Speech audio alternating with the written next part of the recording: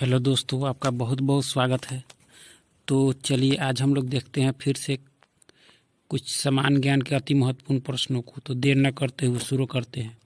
आज के लिए पहला प्रश्न है कि 1938 ईस्वी में कांग्रेस के अनुरोध पर बनी राष्ट्रीय योजना समिति का अध्यक्ष किसको नियुक्त किया गया था। यानी 1938 ईस्वी में कांग्रेस के अनुरोध पर बनी राष्ट्रीय योजना समिति का अध्यक्ष किससे नियुक्त किया गया था। तो किसको नियुक्त किया गया था? तो यह जो नियुक्त किया गया था वह किया गया था पंडित जवाहरलाल नेहरू को। किसको? पंडित जवाहरलाल नेहरू को। चलिए नेक्स्ट है, कांग्रेस के अधिवेशन के साथ औद्योगिक प्रदर्शनी का आयोजन किस वर्ष से प्रारंभ हुआ। यानी किस वर्ष से प्रारंभ हुआ? तो यह जो हुआ था कब से हुआ था? तो 1901 से। कब से? 1901 से। चलिए आगे देखते हैं। विवाह, संविदा, श्रम कल्याण, बीमा, आर्थिक और सामाजिक योजना जैसे विषय किस सूची के अंतर्गत आते हैं। तो यह सब जो है वह किस सूची के अंतर्गत आते हैं? तो यह जो आते हैं वह आते हैं आपके समवर्ती सूची के अनुसार। किसके? समवर्ती सूची के अनुसार। चलिए आगे देखते हैं। 1955 में गठित राजभाषा आयोग के पहले अध्यक्ष कौन थे। यानी राजभाषा आयोग के पहले अध्यक्ष कौन थे? तो वह कौन थे? तो वह जो थे बीजी खड़े थे। कौन थे? बीजी खड़े। चलिए आगे देखते हैं। किस साधारण निर्वाचन में भारत में पहली बार मत और अमिट स्याही का इस्तेमाल हुआ? तो कब हुआ था? तो यह जो हुआ था तीसरा साधारण निर्वाचन 1962। चलिए आगे देखते हैं। नॉर्वे को अर्धरात्रि के सूर्य का देश कहा जाता है। यानी नॉर्वे को अर्धरात्रि के सूर्य का देश कहा जाता है। यहाँ अर्धरात्रि के समय सूर्य कब दिखाई पड़ता है? तो यह कब दिखाई पड़ता है? तो यह जो दिखाई पड़ता है दोस्तों, तो वह दिखाई पड़ता है 21 जून को। कब? 21 जून को दिखाई पड़ता है। चलिए आगे है। इंडोनेशिया की राजधानी जकार्ता किस द्वीप पर स्थित है। इंडोनेशिया की राजधानी जकार्ता किस द्वीप पर स्थित है? तो यह जो है वह किस पर है? तो वह जो है जावा पर है। किस पर है? जावा द्वीप पर। चलिए आगे देखते हैं। भारत में आधुनिक तकनीक पर आधारित ऊनी कपड़ों का प्रथम कारखाना कानपुर में लाल इमली के नाम से स्थापित किया गया था। इसकी स्थापना कब हुई? इसकी स्थापना कब हुई? लाल इमली नाम से स्थापित किया गया था। इसकी स्थापना कब हुई थी? तो इसकी जो स्थापना हुई थी वह हुई थी कब? तो 1776 ईस्वी में। 1876 ईस्वी में।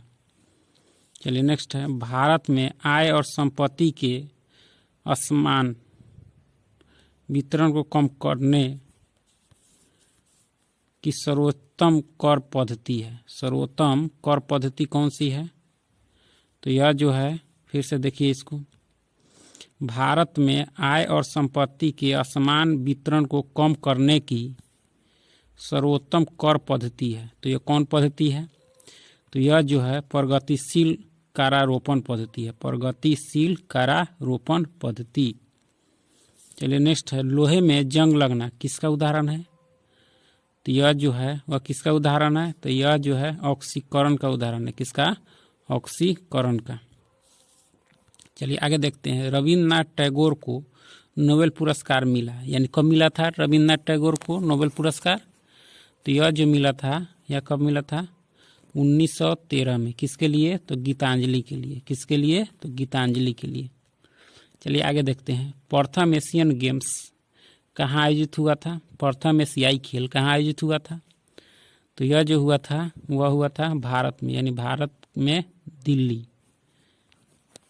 चलिए नेक्स्ट है। इंग्लिश चैनल को पार करने वाला प्रथम भारतीय था। इंग्लिश चैनल को पार करने वाला प्रथम भारतीय कौन था?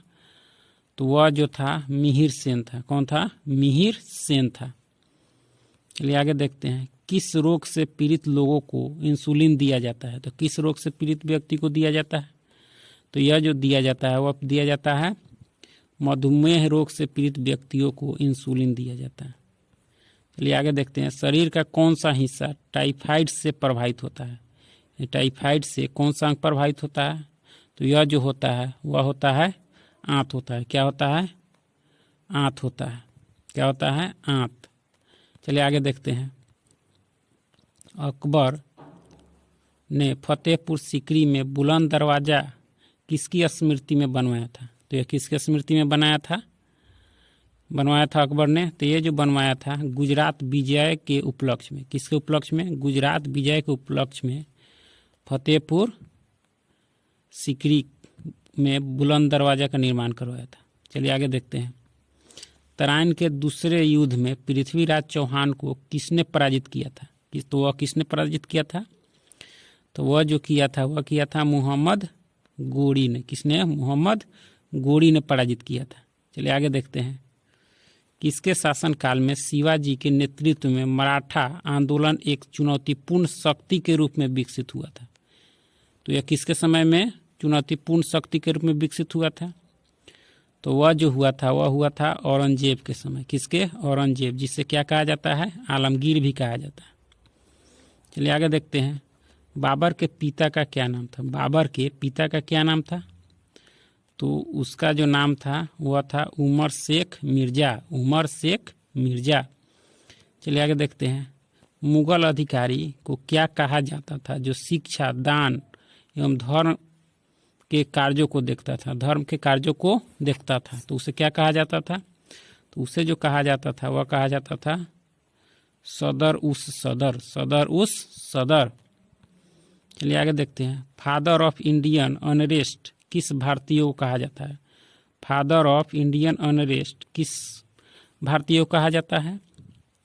तो वह जो कहा जाता है बाल गंगाधर तिलक को। किसको? बाल गंगाधर तिलक को। चलिए आगे देखते हैं, किस तिथि को कांग्रेस ने राजनीतिक पीड़ितों का दिन मनाया था? यानी किस तिथि को कांग्रेस ने राजनीतिक पीड़ितों का दिन मनाया था? बहुत ही इंपॉर्टेंट प्रश्न। तो किस तिथि को? तो यह जो मनाया था वह 8 अगस्त 1929 को। 18 अगस्त 1929 को। चलिए आगे देखते हैं, हिंदू तथा मुसलमान एक सुंदर वधु अर्थात भारत की 2 आंखें हैं। यह किसका कथन है? यह किसने कहा था कि हिंदू तथा मुसलमान एक सुंदर वधु अर्थात भारत की 2 आंखें हैं? यह किसका कथन है? तो यह जो कहा था वह कहा था सैयद अहमद खान ने। किसने? सैयद अहमद खान ने। चलिए आगे देखते हैं, राष्ट्रीय पिछड़ा वर्ग आयोग की स्थापना किस वर्ष की गई थी? यानी राष्ट्रीय पिछड़ा वर्ग आयोग की स्थापना किस वर्ष की गई थी? तो यह जो की गई थी वह की गई थी 1993 में। कब? 1993 में। चलिए आगे देखते हैं, भारत की संप्रभुता किसमें निवास करती है? तो यह किसमें निवास करती है? तो यह जो निवास करती है वह करती है भारत की जनता में। किसमें? भारत की जनता में। चलिए आगे देखते हैं, ऑस्ट्रेलिया में सर्वाधिक लंबा दिन कब होता है? ऑस्ट्रेलिया में सर्वाधिक लंबा दिन कब होता है? तो यह जो होता है वह होता है आपके 22 दिसंबर को। कब? 22 दिसंबर को। चलिए आगे देखते हैं, भूमध्य रेखा की लंबाई